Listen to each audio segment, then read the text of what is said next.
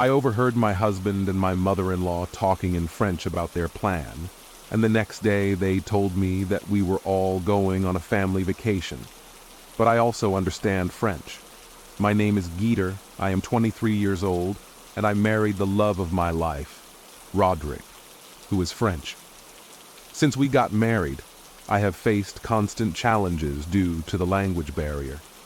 Communicating effectively with him and his family has been complicated and, at times, frustrating. Determined to overcome these obstacles, I decided to undertake a very personal project, learning French secretly. Every morning before Roderick woke up, I would get up with the first ray of sunlight, turn on my computer, and play basic French videos, repeating key phrases and words, trying to get the sounds and rhythms of the language engraved in my mind. During the day, while Roderick was at work, I would convert our small room into my private classroom, with grammar books and dictionaries scattered all over the sofa. I fervently took notes and practiced pronunciation in a low but constant voice. "Come on, Guider, you can do it," I encouraged myself out loud after managing to correctly pronounce complicated phrases. While practicing with a language app on my phone, I decided to really test myself. I went to the local market where I knew some merchants spoke French. I approached one of them, an older gentleman with an apron full of fruit stains. "Hello, sir. I speak a little French," I said shyly. My accent was still awkward. The man looked at me, surprised, but a smile formed on his face. "Well, surprising. What can I help you with?" he responded, showing me a box of bright red apples. "Thank you very much, sir," I answered. And although my answer was simple, I felt a surge of pride having been able to hold a conversation, albeit brief, in French. As the days went by, my confidence grew. I practiced listening to songs in French, and every sentence I understood filled me with emotion. At night, when Roderick watched television, I used the subtitles in French to follow the dialogue, writing down unknown words to look up later. Learning French became my hidden passion. I dreamed of the day when I would converse with Roderick and his family in their native language, imagining the expression of surprise and joy on their faces upon discovering my secret. But beyond the surprise, I wanted to feel connected to them, be part of their conversations, and share moments without the barriers that the language imposed. This desire for connection and understanding was what kept me motivated, learning in the shadows, preparing for the day when I would stop being the foreigner at the table and would become someone who embraces her new culture and family with both arms and a heart ready to understand and be understood with each passing day. And my French improved. I began to notice something that really hurt my heart. My mother-in-law didn't seem to have the best opinion of me. There was always a shadow of disapproval when I was around, especially in the kitchen, a sacred place for her where the traditions of her French family came to life. One afternoon, I decided to prepare a special dinner to try to win her affection. I studied French recipes and chose to make bœuf bourguignon, a traditional stew. I spent hours between shopping and preparation, making sure every detail was perfect. I hope you enjoy dinner tonight. I have put all my effort into respecting the traditional recipe, I said with a laugh, trying to break the ice. She nodded her head, watching my every movement. During dinner, the silence was almost total. Roderick enjoyed every bite, but Ale barely tasted the food, moving the stew from one side to the other in his dish. "It's different," he finally muttered in French, thinking that I wouldn't understand the criticism. It wasn't what hurt me the most, but the comments that came later when I thought I was out of earshot. "Roderick, we really need to talk about how we're going to handle this. I can't go to every dinner pretending that everything is fine, and on top of that, having to speak English constantly for her," commented her. her voice full of frustration. "Mom, she's trying. I couldn't just give her a chance." Roderick's defense was lukewarm, which made me feel even more alone. He didn't fight me directly, but his words, bathed in disdain and disapproval of my efforts, cut me deep. As the days went by, each meal I prepared, each attempt to speak more French, seemed only to increase his antipathy towards me. One night, while I was cleaning up after a particularly tense meal, I overheard more of her true feelings talking to her sister on the phone. "I don't know how much longer I can take this. Everything would be easier if she just wasn't here. I always prefer meals when Roderick cooks. She doesn't even understand enough to bother with those." Her words that night were a devastating blow. My heart sank, tears threatened to fall. At that moment, I decided that I needed to change this situation. I would not only continue to improve my French, but I would also seek to understand more deeply the culture that I valued so much, so that one day I would not just be participating in their conversations, but also earning their respect and, hopefully, their affection. It was a long and difficult road ahead, but I was determined to be part of the family, not only his son's wife. My secret project of learning French was no longer just for love for Roderick, but also a shield and a sword in this silent battle for acceptance. During a family lunch that seemed like any other, the atmosphere changed completely for me due to an accidental revelation. While Roderick and I conversed in fluent and rapid French, something about his tone made me suspicious. I decided to discreetly use Google Translate on my phone by subtly placing it under the table to catch his words without raising suspicion.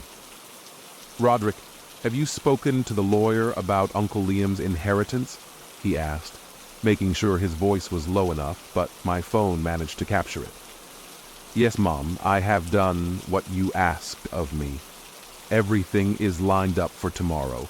Once we have the inheritance, we can start planning our move to California," he responded with a tone of complicity that he had never used with me before.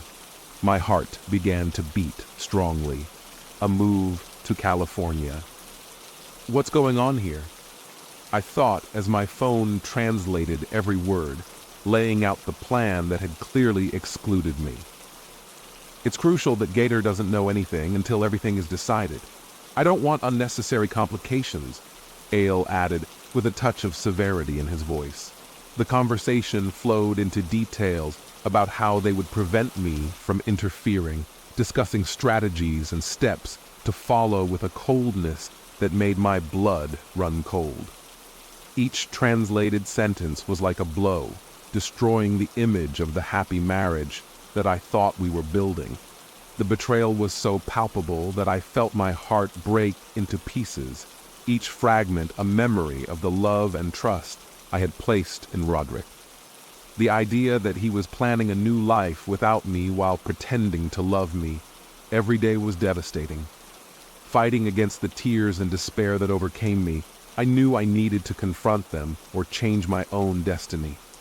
With my mind scrambling for options and my throat tight with pain, I decided that the first thing I would do would be to make sure that Uncle Pierre knew the truth about Roderick's intentions. "Roderick, I need to talk to you later about our plans for the next vacation. Perhaps we could consider visiting other places besides California," I said at the end of lunch, observing his reaction. He looked at me surprised and perhaps for a moment worried.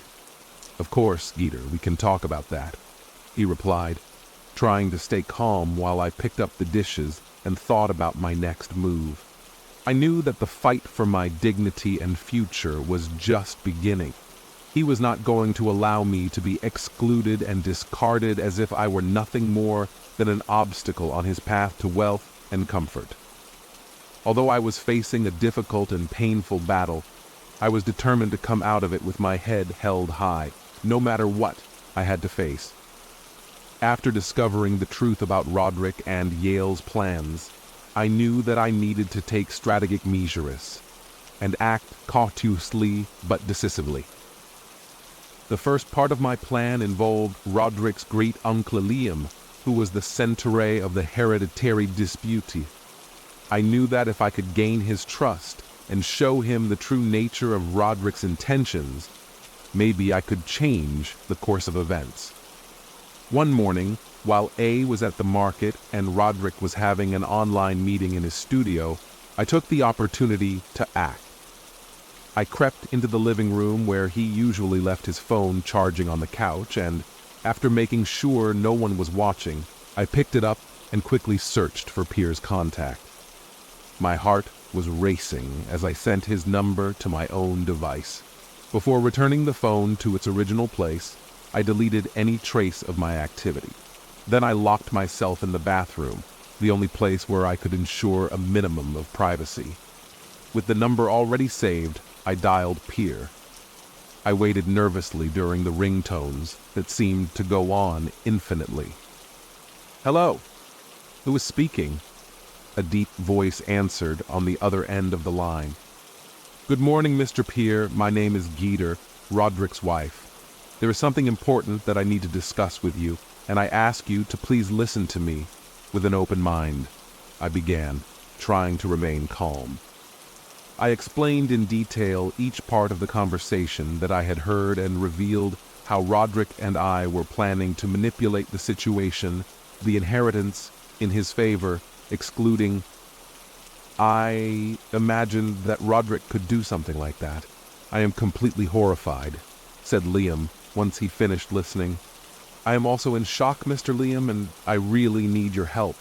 I don't know what else to do," I responded, feeling desperation mixed with a small spark of hope. "Don't worry, Getter. I'm going to handle this, and Roderick won't get his way if it's up to me. Thank you for bringing this to my attention," he assured firmly. I hung up the phone, feeling a little more relieved, but knowing that the battle had only just begun. But I had promised to act. But it still remained to be seen how events would develop from this turn. My next step was to make sure that A and Roderick didn't find out that I knew of their plan before I could take further steps to protect myself. With every action, I wove denser the network of my strategy, preparing me for any response on his part.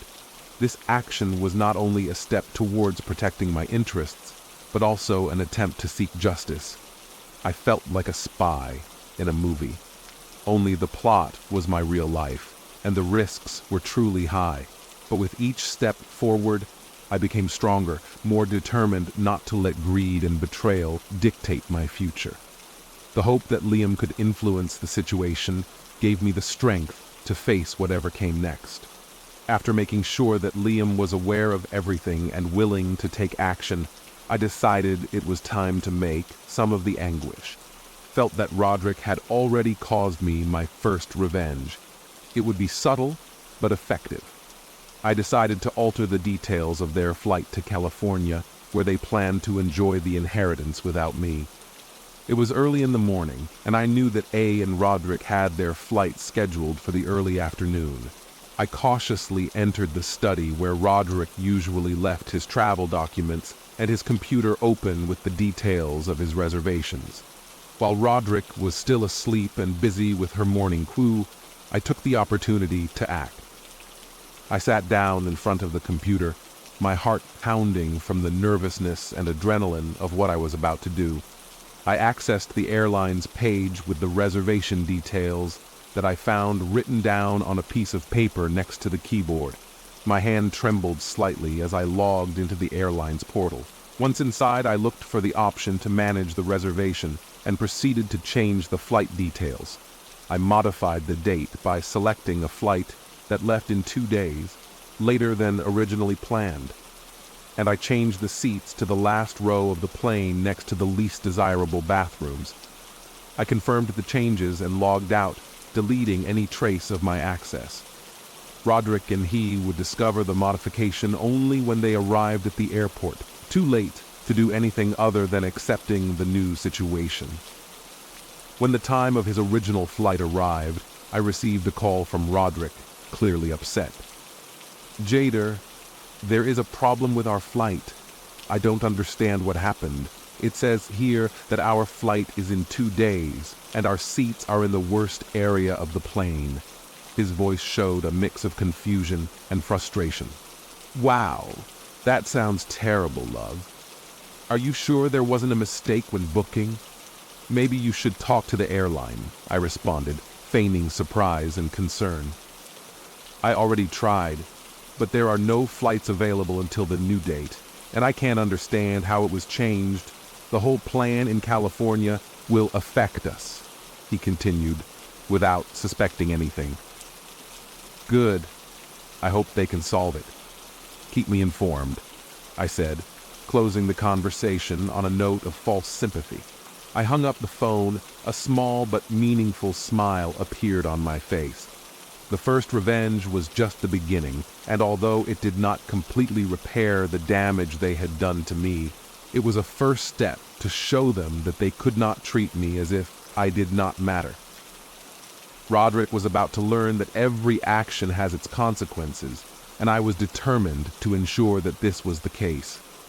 This battle had started with a small victory on my part, and I was determined to keep fighting. After making sure that the first part of my revenge took place and I was informed and ready to act, I decided it was time to face Roderick directly. My heart was pounding as I grabbed my phone to make the call that would change our lives forever. Hi, Roderick. We need to talk, I started, trying to stay calm. What's going on? Ali and I are having trouble rearranging our plans here, he responded, clearly agitated and annoyed by the inconvenience of the flight, not only about his plans for us, but also about everything that had been happening. I said, feeling my voice getting stronger with each word. There, his cold and severe voice intervened. Jeter, what is this about? What do we need to talk about? What are you implying? I took a deep breath and began my revelation, speaking in perfect French to Roderick. It's all about the plan with Uncle Liam's inheritance and about what you have planned for me. I know that you have tried to exclude me and that you have planned to move to California without me. There was silence on the line. I could imagine their expressions of shock and confusion listening to my fluent and clear French. Jeter, how? Roderick started to ask, but I cut him off. I have learned French more than you think. I have heard every word you have said about me, every plan. What have you done? But how is it possible? How have you tried to find the words? Roderick asked, probably wondering how all that had gone unnoticed. No matter how. What matters is that I am not going to allow you to treat me like that, Roderick. I want a divorce, I announced with all the firmness I could muster. Roderick was in shock, unable to formulate a coherent response. Jeter, please, can we talk about this? This was a misunderstanding. There is nothing more to talk about. I hope you both reflected on your actions and the consequences I will now face, I concluded, before adding, Liam, you are already informed of everything and you will not receive anything from the inheritance. In fact, I have changed the details of your flight to show you what it feels like to be excluded and deceived. I hung up the phone without waiting for a response. A mixture of emotions surfaced inside me. I felt tremendous relief and liberation, knowing that I had confronted those who intended to harm me and had regained control of my life. Although the future was uncertain and I knew there would be challenges, I felt prepared and freed from the betrayal and deception. It was the end of a painful chapter, but the beginning of something new for me, something that I would embrace with all the strength, dignity, and independence that I had rediscovered in myself through this confrontation. The feeling of freedom was overwhelming and gratifying, a sign that I had made the right decision. With my head held high and my heart finally at peace, I was ready to face the next chapter of my life. After my decisive confrontation with Roderick and Ali, and having altered their flight plans as a first measure of retaliation, the next step came through a call from Liam. who had made a final decision regarding the inheritance after listening to the recordings that I sent him. Liam was furious at the betrayal of his nephew and his sister and decided to take action in the Jeter affair. I cannot begin to express to you my disappointment for Roderick, and I never thought they would go to such extremes out of greed.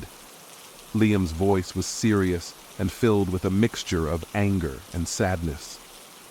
I understand, Mr. Liam, and I am very sorry that you had to discover this in this way. I did not intend to cause a family conflict, I responded, feeling a heavy burden at being the bearer of such news. You have no reason to apologize, Jeter. You have acted with integrity and courage. In fact, I want to thank you for revealing the truth before I made a serious mistake with the inheritance, Liam continued, his tone now a little calmer. Liam then explained his decision that would change my immediate future. I have decided to do something more than simply cut off Roderick and you from the inheritance. I have named you the sole heir to my mansion in California. I consider it fair, given your honesty and the courage you have shown. My heart stopped for a moment, surprised and overwhelmed by the magnitude of his gesture. Seriously, Mr. Liam, it is an honor, and I really don't know what to say except thank you very much. I babbled, still in shock. You don't have to say anything now. It is deserved, and I hope that the mansion gives you a new beginning and a lot of happiness. Roderick, you are not informed of this decision yet, and I hope that you can accept this gift as a way to close this unpleasant chapter of your life. I definitely accept, and with pleasure. It's not only a new beginning, but an opportunity to rebuild my life away from betrayal, I said, feeling a mix of relief and anticipation for the future. Excellent, Jeter. I'm glad to hear that. I will take care of all the legal paperwork, and I will ensure that the transition is as smooth as possible, Liam added. We hung up the phone. Shortly after he told me, I sat reflecting on recent events. Liam's decision not only provided me with resources and security, but also a recognition of my value as a person, something that Roderick had never done. The mansion in California represented a new life, one free of the shadows of deception and filled with possibilities. In the following days, as I prepared my move, I felt the heaviness of recent times beginning to lift. I was about to embark on a new adventure in a new home with the promise of peace and happiness. Gratitude to Liam for his unexpected but welcome gift filled every thought, and I was determined to make this new opportunity count not only for myself, but as a way to honor the justice and righteousness that Liam had stood for. This reward was more than a simple change of scenery. It was a vote of confidence in my character and in my future. The decision was made, and although my future was uncertain in many ways, it had never looked so promising. With the beautiful mansion in California as my new home, I cut all ties with Roderick and Ali, who represented a painful past full of manipulations and deceptions. Upon arriving in California, the sight of the mansion took my breath away. It was a showpiece structure with gardens that seemed to extend to the horizon and a view of the Pacific Ocean that promised serenity and new opportunities. The sea breeze sprinkled the air with the taste of fresh beginnings and the unexplored possibilities. My first day in the mansion was a whirlwind of emotions. I walked through the rooms, each decorated with elegance and a touch of palpable history in the antique furniture and classic paintings that adorned the walls. I felt as if every corner of the house would whisper to me stories of times past. And now those stories would have a new chapter with me as the protagonist. I decided that the first thing would be to make this place my true home.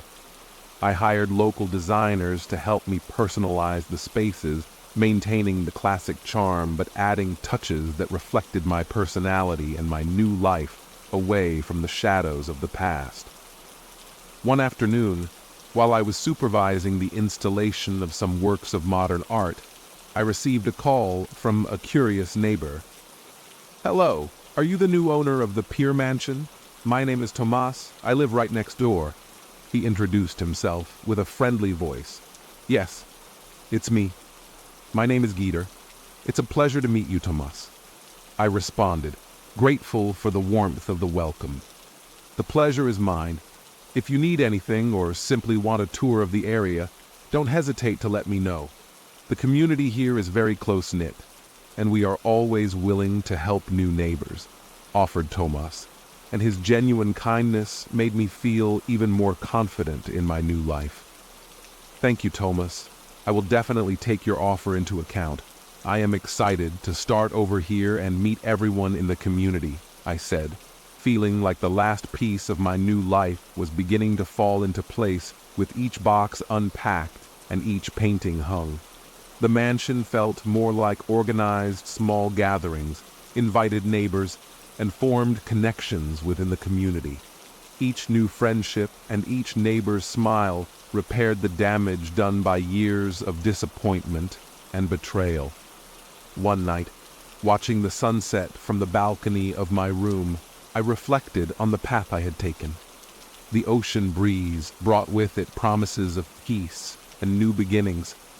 Now free of the chains of the past, I felt completely in control of my life, determined to fill this new chapter with joy, adventures, and most importantly, authenticity.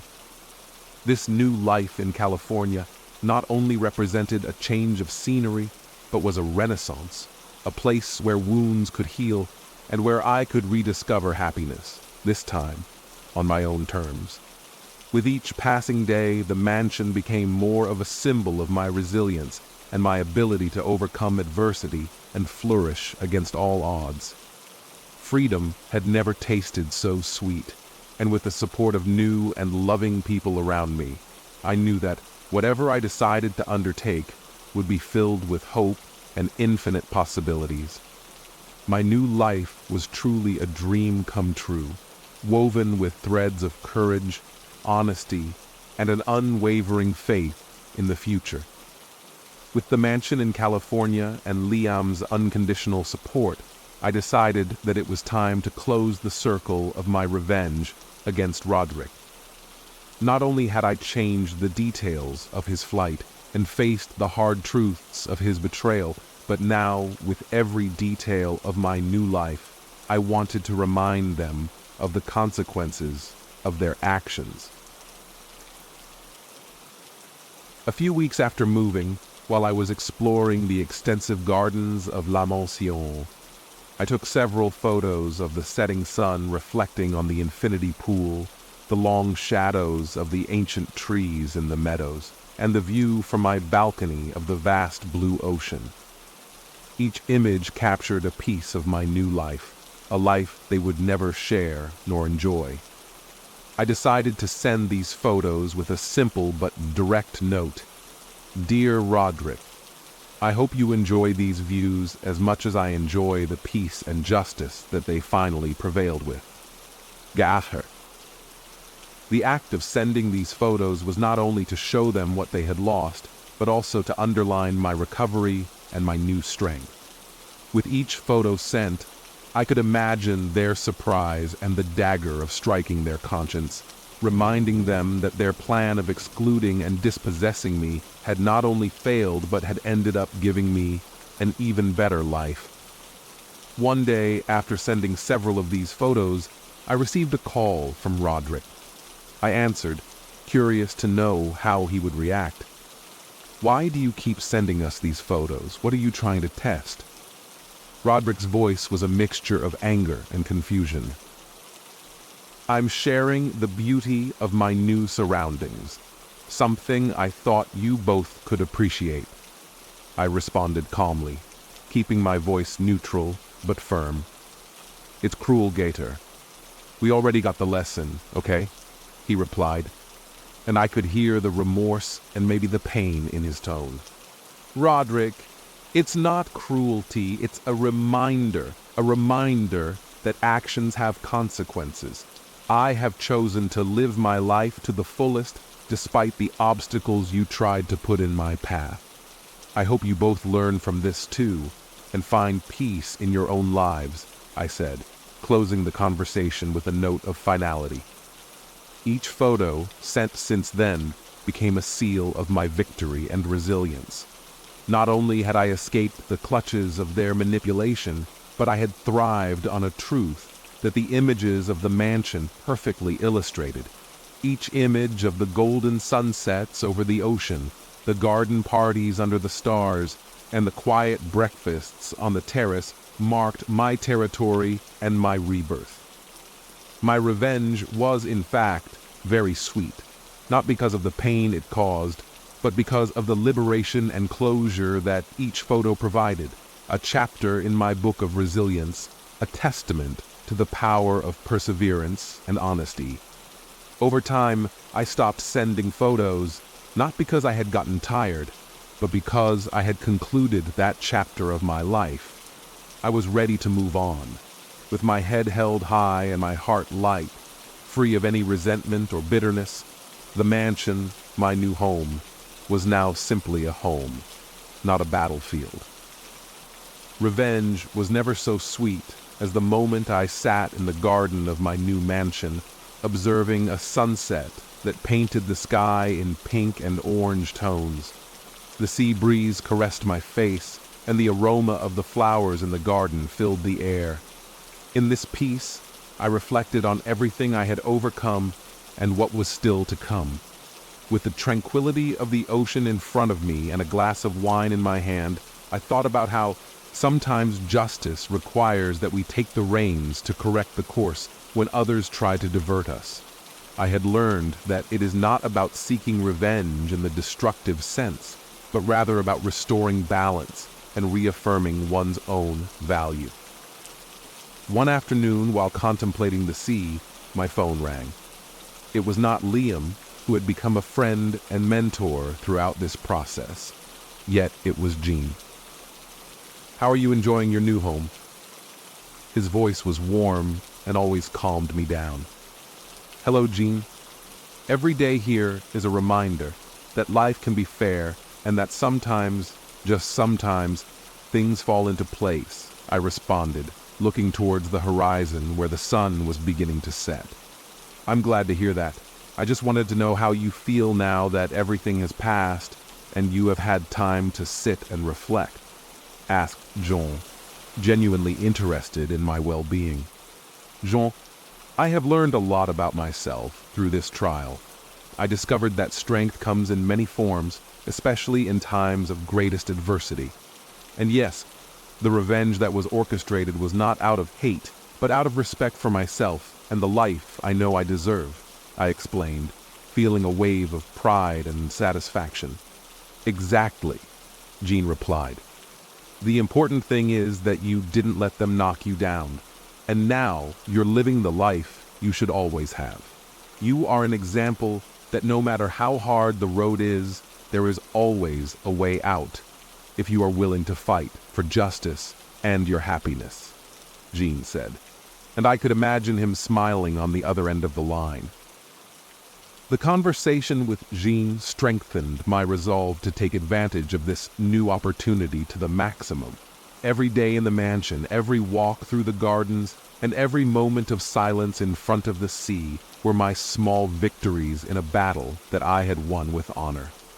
"Now, Jean, I am planning to organize a meeting here, a celebration of new beginnings. Will you come?" I asked, and Jean accepted my invitation. We both knew that this event would symbolize the closing of a turbulent chapter and the beginning of something much better. I hung up the phone and stared at the now starry sky, feeling a peace that I had not experienced in a long time. The mansion, my new home.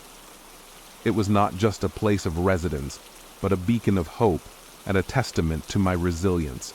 I had learned that although revenge can be sweet, sweeter is the reward of a life lived with integrity, and I felt true victory was in the tranquility of my spirit and in the certainty that I had done the right thing. Now, with a future bright and full of possibilities. I knew that each new day was an opportunity to create something beautiful, not only for myself, but for those who would share my path. With this lesson learned, I was ready to continue forward, savoring every moment of peace and every little victory in my renewed life in California. If you like this story, please leave a like and subscribe to the channel. The other video that appears on the screen will probably move you.